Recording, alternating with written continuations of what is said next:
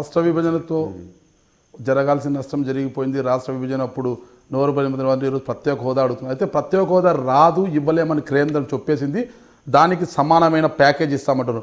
ఒకవైపు కేంద్ర మంత్రి వెంకయ్యనాయుడు 2,25,000 కోట్ల లబ్ధి చేకూరుతుంది ఏపీకి అని చెప్తుంటే, ఇక్కడ చూస్తే 70,000 కోట్లు లబ్ధి చేకూరుతుంది చంద్రబాబు నాయుడు చెప్తున్నారు. ఇది ప్రజలను గందరగోళం పట్టిస్తుంది. దీని గురించి సరే బ్రదర్, 70,000 కోట్ల లెక్కేసుకుందాం మనము. రాజీవ్ గాంధీ మాట ఏంటి? 70,000 కోట్లలో 10% మాత్రమే ప్రజలకు చేస్తుంది, 90% మధ్యవర్తులు కొట్టేస్తారు. ఇది వాస్తవం. రాజీవ్ గాంధీ చెప్పాడు పార్లమెంట్లో. మరి ఎంత వచ్చినట్టు మనకు? 7,000 కోట్లు. 7,000 కోట్లు వస్తే మిగతావి ఆడిపోతున్నట్టు. అందుకే నేను చెప్తున్నా, ప్యాకేజీలు అంటే సంబరపడే వాళ్ళు, పండుగలు చేసుకునే వాళ్ళు మధ్యవర్తులే, ప్రజలు కాదు. మొత్తం మధ్యవర్తుల జేబుల్లోకి పోతాయి తప్ప ఇంకోటి కాదు. అందుకే ప్యాకేజీ కాదు కావాల్సింది. ఈరోజు కావాల్సింది డబ్బు అన్నది కాదు. మీరు ప్రాజెక్టులు పూర్తి చేయండి, మీరు రాయలసీమకు కేంద్ర రాష్ట్ర సంస్థలు తీసుకురండి, రాయలసీమలో ఉన్నటువంటి తలసరి ఆదాయాన్ని పెంచండి. 30 లక్షల మంది ఈరోజు రాయలసీమలో చదువుకున్నటువంటి ఆడపిల్లలు, మగపిల్లలు నిరుద్యోగులు ఉన్నారు. ఆ నిరుద్యోగులకు ఏ రకంగా మీరు మరి ఉద్యోగాలు ఇవ్వబోతున్నారు? మీరే అన్నారు ఎన్నికల ముందర, ప్రతి నెల 2,000 రూపాయలు నిరుద్యోగ భృతి మనీ ఆర్డర్ చేస్తామని. ఈరోజు 48 నుంచి 50,000 రూపాయలు రావాలి మళ్ళా ఒక్కొక్క నిరుద్యోగికి. ఏది పంపండి మరి. ఎన్నికలప్పుడే అవన్నీ. ఎన్నికల ముందర రాయలసీమలో అందరూ బోటు మల్లయ్య బా ఎంత బాగా నడుస్తావయ్యా బోటు మల్లయ్య. నది దాటితేనే, ఏరు దాటితేనే అవతలికి పోయినక్క పోరా బోడి మల్లయ్య అని లాతు కొట్టిపోతుంటే. అందుకే ఈరోజు ఎన్నికలప్పుడు ఒక మాట, ఎన్నికల తర్వాత ఇంకొక మాట మాట్లాడే నైజం ఉన్న రాజకీయ నాయకులతోనే వచ్చింది చిక్కు రాయలసీమకు. అందుకే ఎన్నికలప్పుడు కానీ ఇంకోప్పుడు కానీ మాట్లాడే మాటలు నమ్మొద్దండి. రాష్ట్ర సాధన కోసమే ఉద్యమించవలసిందిగా నేను మీ ద్వారా మా రాయలసీమ వాసులకు, ప్రపంచవ్యాప్తంగా సెటిల్ అయినటువంటి వాళ్ళకు, ఈ దేశంలో బాంబే కానీ, ఢిల్లీ కానీ, లేకపోతే కలకత్తా కానీ, లేకపోతే బతుకు తెరువు కోసం బెంగళూరుకు పోయినటువంటి, చెన్నైకి పోయినటువంటి వాళ్ళకందరికీ, అదే రకంగా రాయలసీమలో స్థిరపడినటువంటి ఉన్నటువంటి బతుకు తెరువుని ఈడుస్తున్నటువంటి మా రాయలసీమ వాసులకు విజ్ఞప్తి చేస్తున్నా, నమ్మొద్దు ఈ నాయకుల మాటలన్నీ అబద్ధాలు. వీళ్ళ మాటలు నమ్మే మోసపోతున్నాం. 60 ఏళ్ళైంది మోసపోబట్టి. ఇంకా పదే మోసపోవద్దు అని చెప్పి విజ్ఞప్తి చేస్తూ ఉన్నా. మీరేమో ఎన్నికల హామీలు నెరవేర్చలేదంటారు. ఒకవైపు చంద్రబాబు ఆర్థిక లోటు బడ్జెట్లో ఉన్నప్పటికీ ఇచ్చిన హామీ మేరకు రైతు రుణమాఫీ చేస్తున్నాం 24,000 కోట్లు. ఎందుకుంది బ్రదర్? దేనికుంది? నువ్వు ప్రయాణం చేసి విమానాలకు ఖర్చు పెట్టి లోటు అంటున్నావు.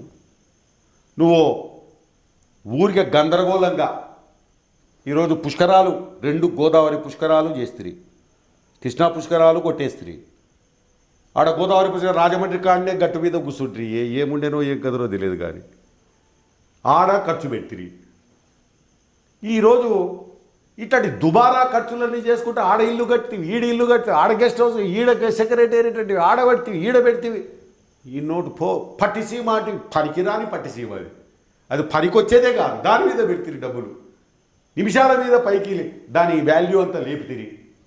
ఇవన్నీ దుబారా చేసి లోటు అంటే లోటు లేనే లేదు. నువ్వు మామూలుగా నువ్వు పరిపాలన చేసుకుంటూ పొదుపుతో ముందుకు పోతే లోటు ఎక్కడుంది? మిగులుతుంది ఈ రాష్ట్ర బడ్జెటే.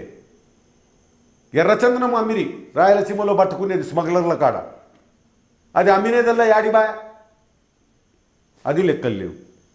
1,000 కోట్ల రూపాయలు వచ్చారు. చివరకు దేవస్థానం డబ్బులు, తిరుపతి దేవస్థానం డబ్బులు కూడా దొంగదారిన పక్కకు బాయ్, దానికి లెక్కల్లే.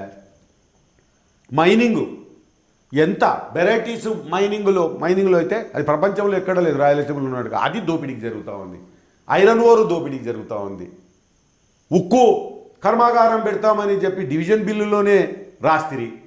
ఊకే డివిజన్ బిల్లులో ఉండేదల్లా మరి నీటి మీద రాతలే అయితే ఎవడేం చేస్తాడు దానికి?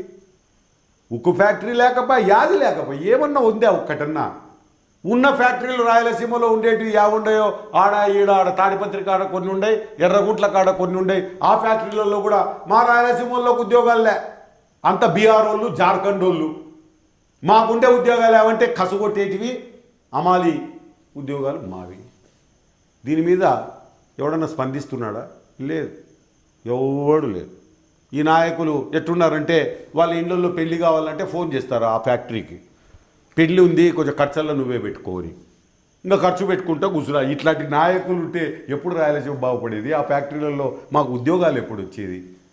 అందుకే అన్ని రంగాల్లో అన్యాయంకి గురవుతున్నది రాయలసీమ. దీన్ని సవరించాల్సినటువంటి అవసరం ఉంది.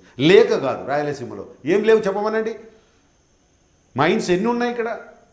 వజ్రాలు, వర్షాలు పడుతుంటే యానన్న ఉందే ప్రపంచంలో, వర్షం పడితే వజ్రాలు రాలుతాయి. రాయలసీమలో బంగారు నిక్షేపాలు ఉన్నాయి, వజ్రాలు ఉన్నాయి, ఇక్కడ వెరైటీస్ ఉన్నాయి. మొన్ననే తేలింది బద్వేలు ప్రాంతంలో కాపర్, కొన్ని లక్షల కోట్ల రూపాయలు విలువ చేసే కాపర్ ఉందని బయటపడింది. లెడ్ ఉంది ఇక్కడ. అదే రకంగా ఈ ప్రాంతంలో లేనిదేది లైమ్ స్టోన్ ఉంది, ఈ ప్రాంతంలో బాక్సైట్ ఉంది. ఏది లేదు, అన్ని మినరల్స్ ఉన్నాయి, అన్నీ ఉన్నాయి ఇక్కడ. అన్నీ ఉన్నాయి కానీ అల్లు నోట్లో శని ఉంది రాయలసీమ వన్ నోట్లో. మరి ఏం చేయాలో చెప్పండి? ఎవరికన్నా పట్టిందే ఇది? ఎంతసేపు ఉన్నా అదో సూట్ కేసులు తెచ్చేది, ఎన్నికలప్పుడు పంచేది, అధికారం చేజిక్కించుకునేది, ప్రజలను మర్చిపోయేది. అంతే. బోటుమల్లయ్య వ్యవహారమే ఇది కూడా. బోటుమల్లయ్య ఏరు దాటితేనే పూరం బోడి మల్లయ్య. అదే జరుగుతూ ఉంది. రాజు చెట్టు కార్యక్రమం పెట్టి వీధి వీధిన మొక్కలు పెంచింది. మొక్కల పెంపకానికి కూడా ఇటీవల రాష్ట్ర ప్రభుత్వం శ్రీకారం చుట్టింది. మొక్కలు హరితాంధ్రగా మార్చబోతున్నామంటున్నారు. దీని గురించి ఏమంటారు? ఓ అబ్బాయి, ఈయన మొట్టమొదటిసారా ఇప్పుడేమో కొత్త కరకు మీద ఉన్నాడు ఆయన. మూడోసారి ముఖ్యమంత్రి. ముందనే చెప్పినాను నేను, ఈయన మూడోసారి ముఖ్యమంత్రి. ఏజ్ వచ్చింది ఈయనకు. ఇంతకుముందు లెక్క అలర్ట్గా లేడు ఈయన. ఈ చెట్టు మొక్క ఈ కథలల్లా చెప్పబట్టి ఎన్నాళ్ళయ్యా?